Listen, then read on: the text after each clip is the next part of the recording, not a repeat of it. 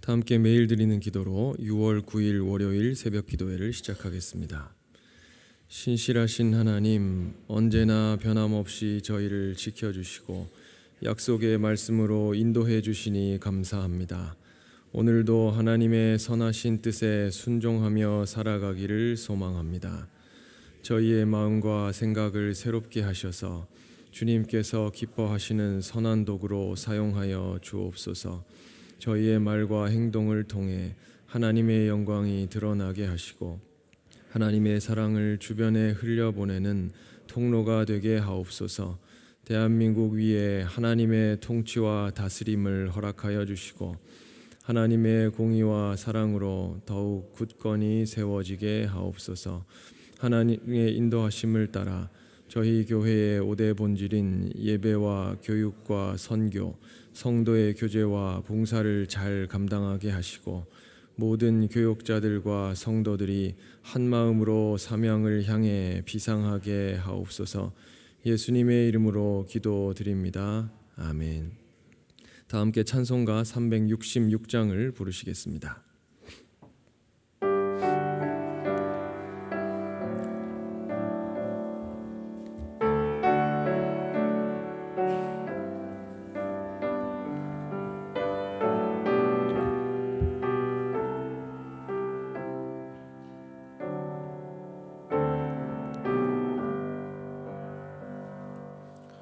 어두운 내 눈 밝히사 진리를 보게 하소서.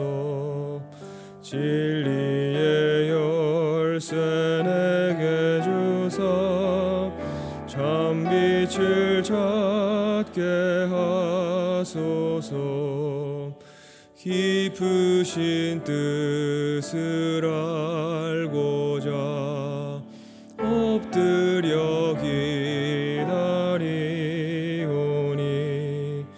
내 눈을 뜨게 하소서. 성령이여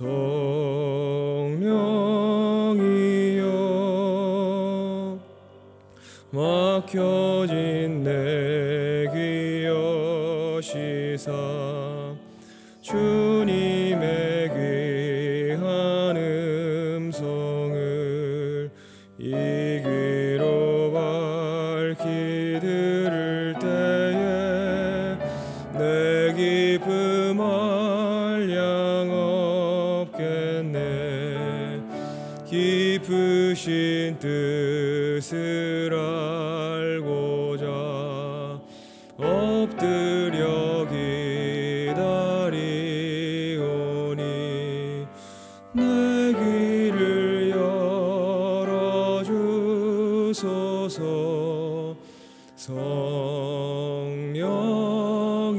성령이여 봉해진 내 입 여시사 복음을 널리 전하고 차가운 내 맘 열어주사 사랑을 하게 하소서. 깊으신 뜻을 알고자 엎드려 기다리오니 내 입을 열어주소서. 성령이여.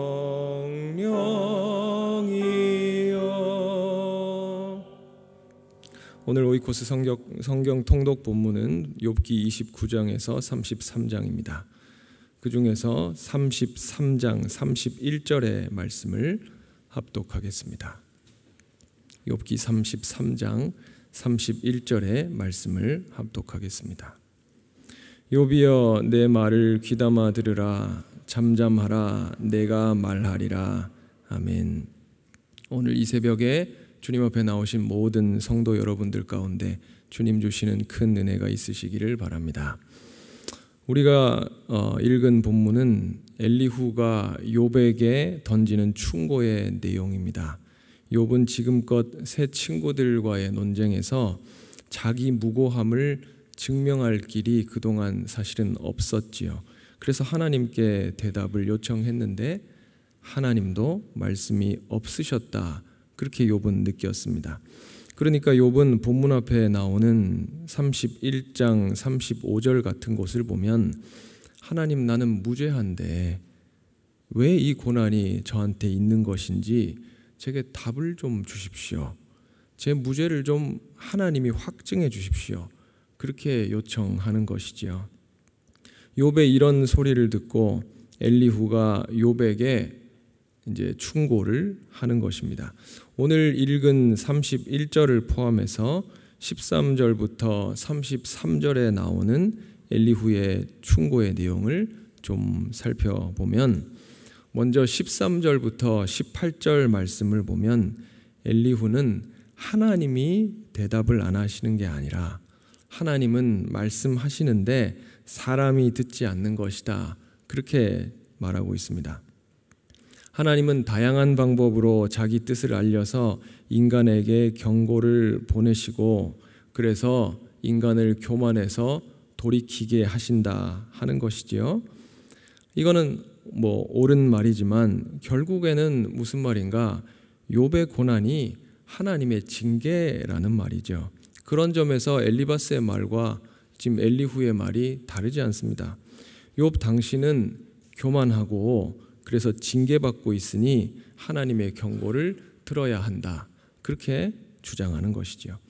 19절부터 28절 말씀을 보시면 엘리후는 하나님께서 질병과 고통을 통해서 사람에게 경고하시고 훈계하시고 그를 통해서 회복시키신다고 말합니다. 20절, 21절 말씀을 보면 제가 읽습니다. 그의 생명은 음식을 싫어하고 그의 마음은 별미를 싫어하며 그의 살은 파리하여 보이지 아니하고 보이지 않던 뼈가 드러나서. 누가 생각나십니까? 지금 이거 욥의 상태를 묘사하는 그런 것과 비슷해 보이죠. 엘리후는 욥이 하나님의 징계를 받은 거다. 그렇게 정죄하면서 말하는 것입니다. 그러니까 엘리후의 말의 요지는 이것이지요. 지금 이 고난이 하나님의 계시처럼 너에게 작동하고 있는데 이 고난을 통해서 우리가 훈계를 받고 훈련을 받는다는 것입니다. 맞는 말입니다. 계시에는 하나님의 뜻이 담겨 있는 것이지요. 우리가 계시, 하나님의 말씀이라고 했을 때 얼른 구약의 율법을 떠올릴 수가 있습니다. 이 율법은 교육 훈련적인 목적이 있는 것이지요. 엘리후의 말이 그런 면에서 맞을 수 있습니다.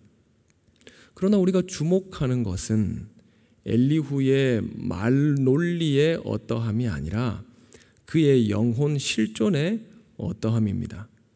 엘리후의 말은 지금 누구를 쏘고 있습니까? 욥을 쏘고 있죠.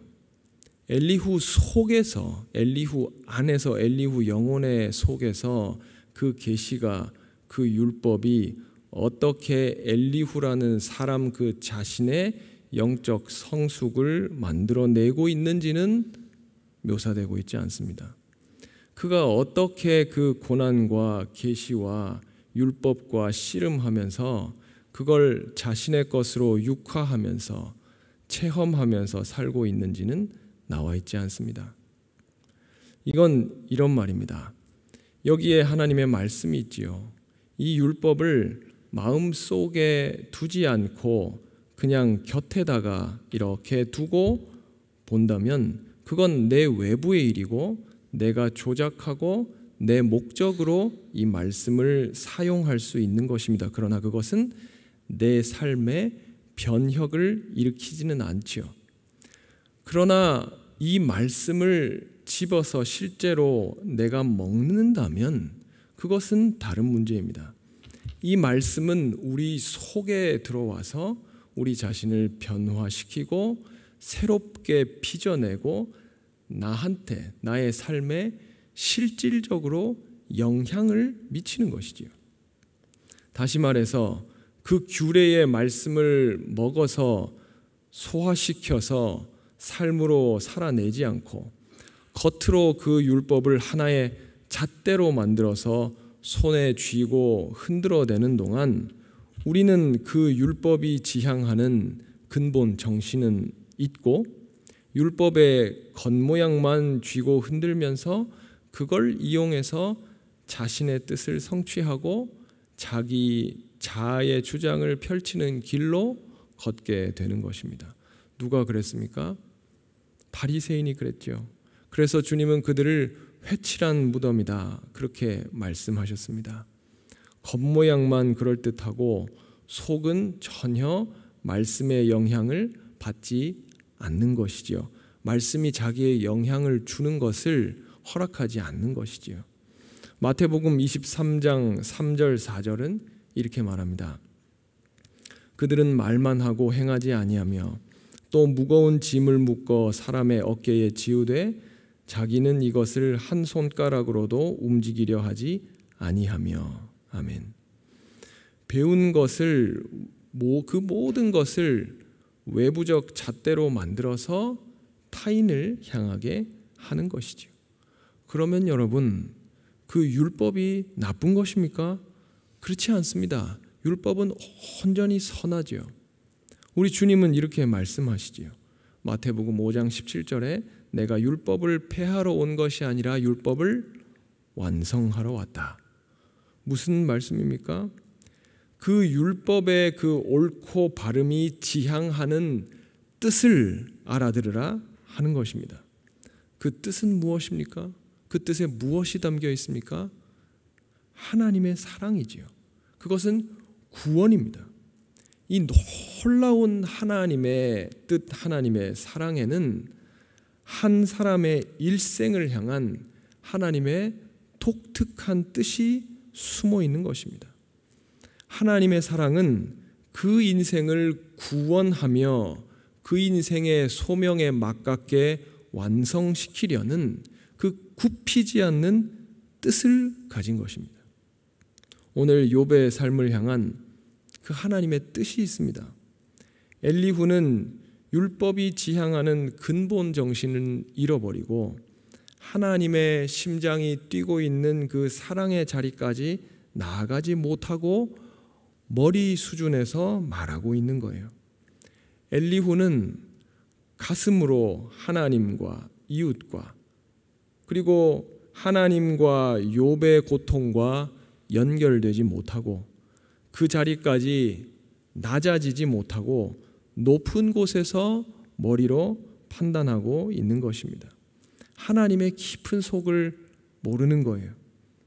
하나님의 생각을 아시고 우리 깊은 곳을 감찰하시는 성령의 사랑 안에서 그 체험 안에서 이야기하고 있는 것이 아닌 것입니다. 그러나 인생의 이런 고통 앞에서 우리 구주 예수님은 어떤 태도를 취하셨습니까? 빌립보서 2장 5절에서 8절 말씀, 너희 안에 이 마음을 품으라 곧 그리스도 예수의 마음이니 그는 근본 하나님의 본체시나 하나님과 동등됨을 취할 것으로 여기지 아니하시고 오히려 자기를 비워 종의 형체를 가지사 사람들과 같이 되셨고 사람의 모양으로 나타나사 자기를 낮추시고 죽기까지 복종하셨으니 곧 십자가에 죽으심이라. 히브리서 4장 15절은 이렇게 말합니다. 우리에게 있는 대제사장은 우리의 연약함을 동정하지 못하실 이가 아니요 모든 일에 우리와 똑같이 시험을 받으신 자로 돼 죄는 없으시니라. 우리 주님은 우리 수준으로 낮아지셔서 스스로 낮아지셔서 우리의 형편과 처지와 우리의 어떠함과 우리의 한계를 이 인간됨의 연약함과 고통을 그대로 몸으로 체휼하시고 경험하시고 자기를 내어주신 분이죠. 하나님의 계시를 하나님의 마음을 멀뚱히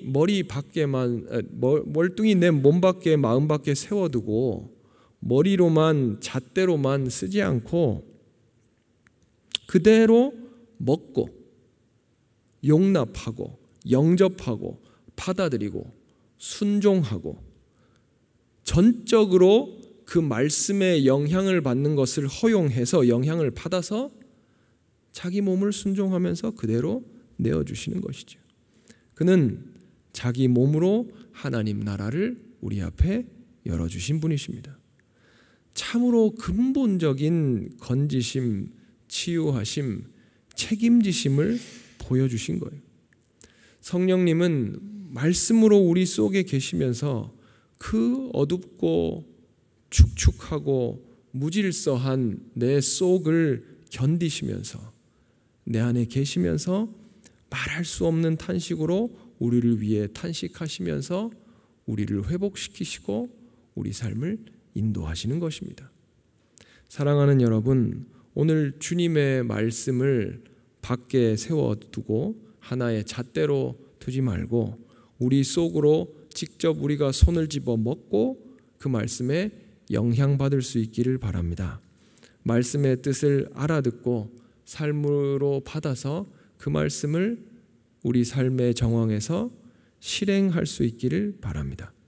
그렇게 할 때 때로 욥처럼 고난당하는 우리 인생과 내 사랑하는 사람의 삶의 씨름이 크고 위대한 하나님의 구원을 경험하게 될 줄 믿습니다. 기도합시다.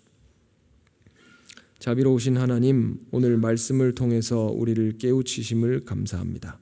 주님 말씀을 내 마음 밖에 세워두고 머리로 판단하는 그 얕은 사랑에서 벗어나 주님 말씀을 들어 먹고 그 말씀과 진지하게 씨름하며 순종하게 하여 주옵소서. 그렇게 말씀을 깊이 읽고 순종하는 동안에 우리 안에 끊임없이 낮아지시며 몸을 던져 우리를 마침내 구원하시는 하나님의 깊은 사랑으로 나아가도록 우리를 이끌어 주옵소서. 우리 구주 예수 그리스도 이름으로 기도드리옵나이다. 아멘. 이제 다 함께 작은 소리로 합심하여 기도하겠습니다. 먼저 주신 말씀으로 기도하겠습니다. 주님 말씀을 머리로만 이해하는 얕은 신앙에서 마음으로 받고 삶으로 순종하는 성숙한 신앙으로 나아가게 하여 주옵소서. 주간 기도 제목으로는 영락 오이코스의 말씀을 통해서 성도들이 말씀에 담긴 주님의 뜻을 깨닫게 하여 주옵소서. 또 나라의 지도자들이 하나님을 경외하게 하시고 국민을 위해 일하는 충성된 일꾼 되게 하여 주옵소서. 이와 같은 기도 제목으로 기도하시고 또 가지고 나오신 기도의 제목으로 기도하신 후에 자유롭게 돌아가시기 바랍니다. 이제 다 같이 기도하겠습니다. 자비로우신 주님, 내 머리 수준으로 말씀을 판단하며 그 말씀을 먹기보다 밖에 세워두고 하나님 하나의 잣대로 생각하고 그렇게 활동했던 우리를 불쌍히 여겨 주옵소서. 그렇게 하나님 말씀을 내 자아의 수단으로 삼으려는 마음의 움직임을 내려놓기를 원합니다. 순전하고 겸손한 마음으로 당신의 말씀을 받고 율법의 참된 정신을 받고 말씀에 영적으로 영향받고 전적으로 영향받아 변화되는 삶을 살게 하여 주옵소서. 주님 오이코스 말씀을 통해서 이러한 복음의 진리를 깊이 깨닫기를 원합니다. 말씀이 논리와 활자 수준을 넘어서 살아있는 진리로 활기차게 역동하는 사랑으로 경험되게 하여 주옵소서. 주님 우리나라를 불쌍히 여기셔서 지도자들이 하나님을 경외하는 마음을 갖도록 주님 지도하시고 인도하여 주옵소서.